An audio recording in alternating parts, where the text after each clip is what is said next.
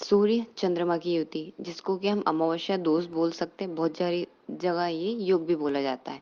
कैसे सूर्य आत्मा है, चंद्र मन है, तो दोनों एक साथ जब होते हैं तो कुछ रहता नहीं, अर्थात वहां पर शून्य क्रिएट हो जाता है। अमावस्या गहरी शांति है और पूर्णिमा गहरा उत्साह है। ये अमावस्या जब बनता है तो अंधकार तो देता है, ये बात तो है।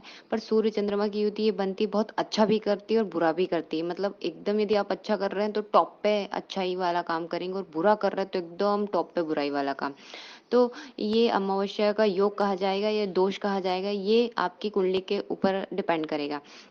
वो हम आगे बताएंगे। नमस्कार दोस्तों, मैं प्रज्ञा आपका हार्दिक स्वागत करती हूँ अपने प्रोग्राम में। दोस्तों, मेरे व्हाट्सएप नंबर है, यदि किसी को भी कुंडली से रिलेटेड जानकारी चाहिए, कुंडली बनवाना हो, तो आप इस पर संपर्क कर सकते हैं और इसका चार्जेस है। और यदि मेरा प्रोग्राम आपको अच्छा लग रहा है तो लाइक करें, शेयर करें, प्लीज सब्सक्राइब जरूर करें। पूर्णिमा और अमावस्या दोनों शुभ तिथियां हैं।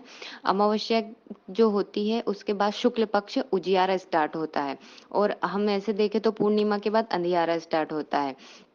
तो आप जिस भाव में भी सूर्य चंद्रमा एक साथ बैठे हैं ना, वह अंधकार से भर जाएगा।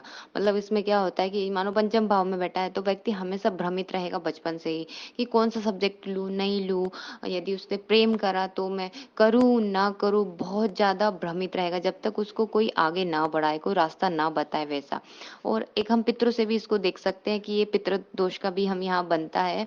तो वो ये है कि देखना पड़ेगा कुंडली में, और उसके साथ ही नवमांस भी आपको देखना पड़ेगा।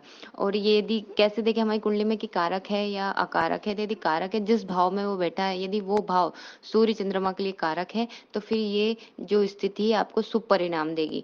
और मानो ये अकारक है तो फिर ये आपको इसकी शांति करानी पड़ेगी। और इसके साथ ही ये युति बहुत ज्यादा धन भी देती है, पर कब?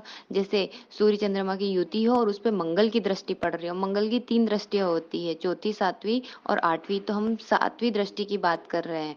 तो यदि देख रहा है तो ऐसा व्यक्ति महाधनवान होगा, हठी होगा, जिद्दी होगा, जो कहेगा वो करेगा, मरने मारने पे उतारू हो जाता है ऐसा व्यक्ति। हठी प्रवृत्ति का होगा, कोई भी लग्न हो चाहे। दूसरा, यहाँ युति यदि प्रॉब्लम है तो इसको ज्यादा प्रॉब्लम कम हो जाती है। तो शनि का गोचर जब इसके ऊपर से जाएगा ना तो बहुत अधिक इसको प्रॉब्लम यहाँ पे देखने को फेस करना पड़ेगा। मतलब तो यहाँ युति ये बताती है कोई भारी कर्म हम उससे रिलेटेड लेके आए हैं, यही इसका मेन वो है। तो यही देख लीजिए कि अच्छी है तो आप इसकी शांति मत कराइए, और यदि ये अकारक भाव में है तो फिर इसकी शांति आप करा सकते हैं। क्योंकि यदि अच्छा है और आपने यदि उसकी शांति करा दी तो फिर वो अपना बेस्ट रिजल्ट देना बंद कर देगा। धन्यवाद दोस्तों।